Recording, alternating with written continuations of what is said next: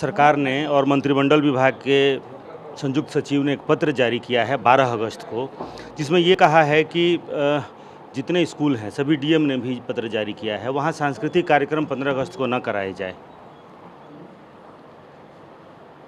सरकार में सबसे विचित्र बात यह है कि माननीय मुख्यमंत्री जी झंडा तोलन करेंगे लेकिन दूसरा कोई नहीं करेगा।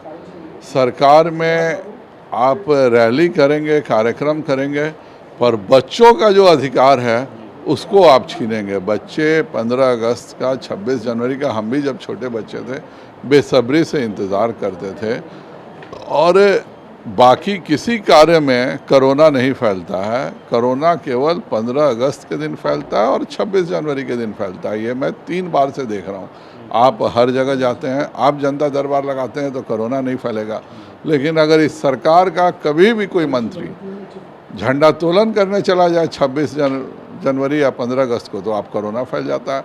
इसी बार 10 दिन पहले ही इन्होंने आदेश दे दिया था। तो ये जो सेलेक्टिव कोरोना है वह दरअसल माननीय नीतीश कुमार जी को लगता है कि इससे बिहार में उनके अलावा किसी को भी अधिकार नहीं है कि आज़ादी के उत्सव को अच्छे से मना सकें। 29 जुलाई को पत्र जारी होता है, उसमें कहा जाता है कि अब तैयारी करिए, स्क्रीनिंग करिए, बच्चे कहाँ पार्टिसिपेट करना चाहते हैं, कौन कौन भूमिका निभाना चाहते हैं।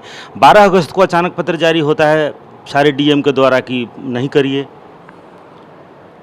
इससे बिहार का दुर्भाग्य है कि शीर्ष पर ऐसे लोग बैठे हुए हैं जिन्हें इस देश के किसी भी कार्यक्रम से, इस देश के आज़ादी के किसी कार्यक्रम से, इस देश के शहीदों के प्रति किसी कार्यक्रम से इनको घबराहट होती है। और विगत कुछ दिनों से जो हम देख रहे हैं, बच्चों के लिए तो नियम कर दिया गया, लेकिन जिसने एसडीपीआई का झंडा स्कूल में फहराया उसका क्या हुआ किसी को नहीं मालूम है। किसी ने तिरंगा के भीतर चक्र काट करके चांद तारा लगा के फहराया, उसका क्या हुआ किसी को नहीं मालूम है। तो बिहार में भी हालात ऐसे बनाए जा रहे हैं कि अगर आप राष्ट्र सम्मान की बात करेंगे, अगर आप राष्ट्रभक्ति की बात करेंगे, तो इस सरकार को दिक्कत हो रही है। यह बहुत ही अफसोस की बात है और इसकी मैं बहुत ज़्यादा भर्त्सना करता हूँ। 12 अगस्त को पत्र जारी हुआ यानी कल, तो क्या ये निज़ाम बदलने का भी असर है? निज़ाम ऐसा बदल चुका है जिसमें जनता के सामने जाने का कुछ नहीं है। और माननीय नीतीश जी हमेशा कहते हैं हर 3 साल पर कि हम मिट्टी में मिल जाएंगे, लेकिन इससे समझौता नहीं करेंगे। तो ये 3 बार मिट्टी में मिल चुके हैं और हर बार समझौता कर चुके हैं।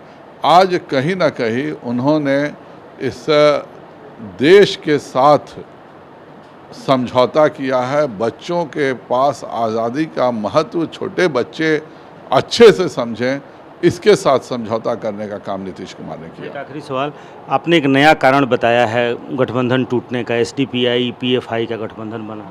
मैंने कोई नया कारण नहीं बताया है।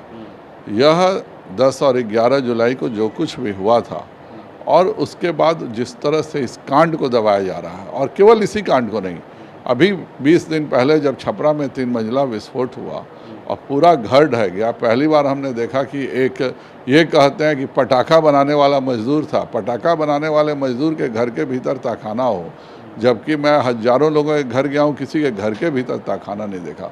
तो यह बिहार में स्लीपर सेल्स के द्वारा काम लगातार किया जा रहा है।